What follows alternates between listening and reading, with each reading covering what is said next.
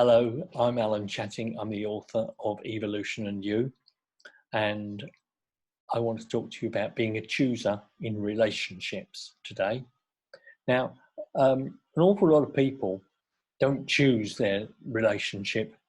They see somebody and it's based on chemistry and attraction, and they'll say to you things like, "Oh, we just clicked."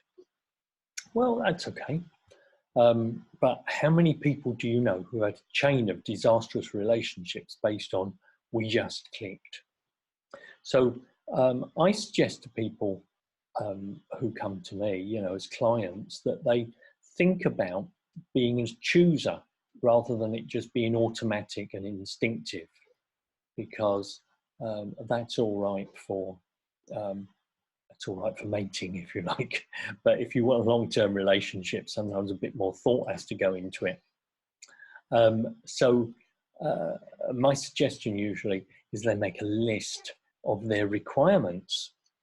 It seems a little bit cold-hearted, but actually it can save an awful lot of heartache in the end. So what might such a list look like? Well, first of all, what age bracket of person do you want? And do you want an employed person, or a person in business, or a self-employed person, or do you not mind an unemployed person? Do you want someone who's divorced or who's never been married? Do you want someone who has got a long relationship history? And you might want to know, do they have children? How many? With how many partners? So you're going to want to say to yourself, what would I prefer? What would I prefer? What would be my best case scenario of this person's relationship history? And going back to their work, what sort of work would I like them to do? Do I want them to be a professional? Do I want them to be really keen and switched on and stay late at work and bring work home? Or do I want them to be laid back and just doing a simple little job that they're not too worried about? Neither's right or wrong. It's what's going to suit you. What would you prefer? Because otherwise you're just going to get what you get rather than thinking about what you want. Do you want someone who owns their own home? If you do, that might be important to you. What about their values? Are they to the left or to the right in politics? Do they care about the environment? Are they honest? Think about what you actually want and put it on your list. I want a person who's honest, who votes Conservative, and who's a professional, who is career focused. If that's what you want, say so. Put it on your list.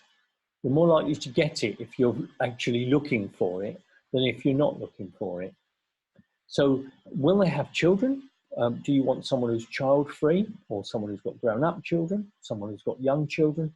Maybe you don't mind, but it's useful if you think about that.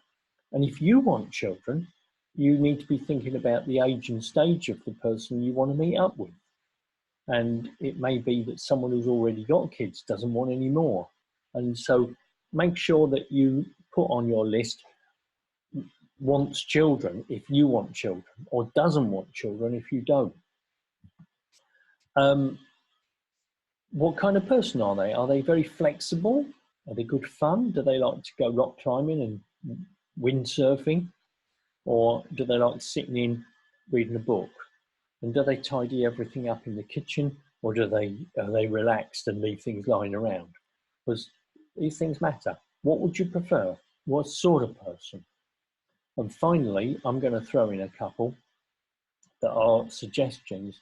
I suggest you look for debt-free and addiction-free, because I come across a lot of people who have taken on a person as a partner and find that what they've actually taken on is their debt and their addiction, and it's not nice.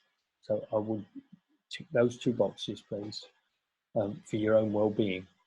So summing this up, if you know what you want in a partner, it can save you a lot of random guesswork and a lot of relationships that go nowhere. So be a chooser. Thanks for watching, and I'll see you in the next video.